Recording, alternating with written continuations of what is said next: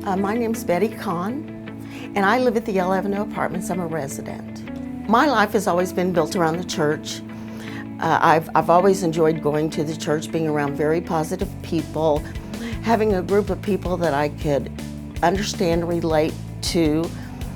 I wanted my children to go. I just wanted to be around a lot of positive people.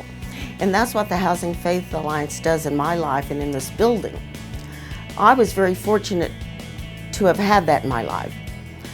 Some of these people have not been that fortunate, and I don't think it's ever too late to have that. I got involved with the Housing Faith Alliance.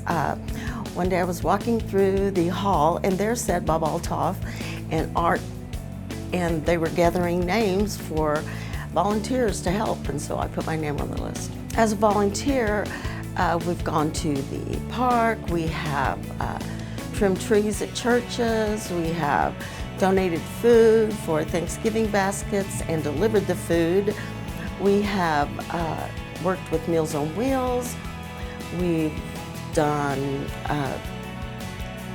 special services for people that have passed in our buildings. You know, there's just so many things that the Housing Faith Alliance does in this building and out in the community. I've met a lot of pastors and reverends, and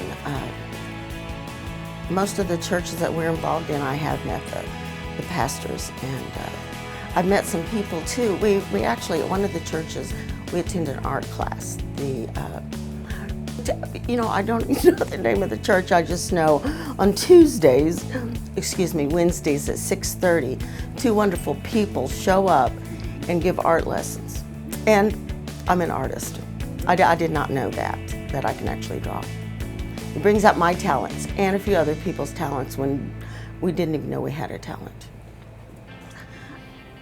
My life before I came to this apartment was depression.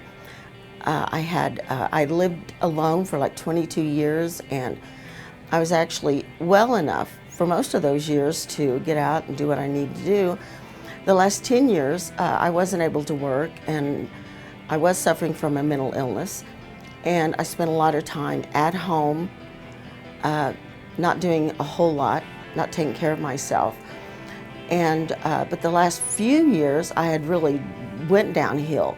But since I moved into Yale Avenue Apartments and actually started working with the Housing Faith Alliance, I do things. You know, the people around here are needing to do things. You know, I feel a need for these people, and so that makes me anxious and want to do something to help these people. And I'm one of these people, and I want to do some things.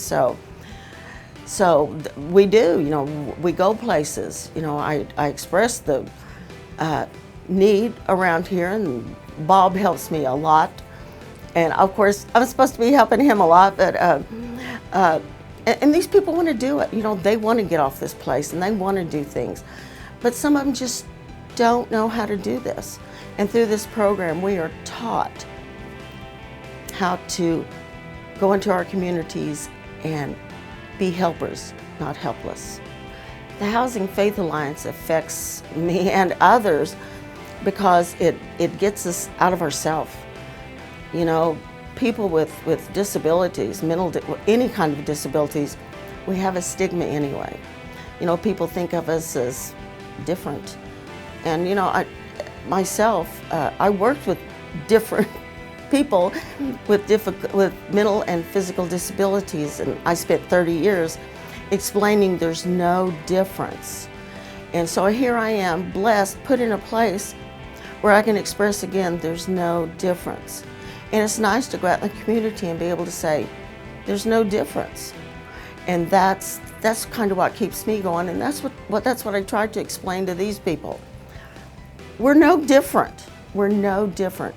You take a bunch of pictures of all of us, the staff, us, there's no difference. And I think that was my life's work, to express there's no difference in any of us. And that's what the Housing Faith Alliance does for me. It keeps my dream alive.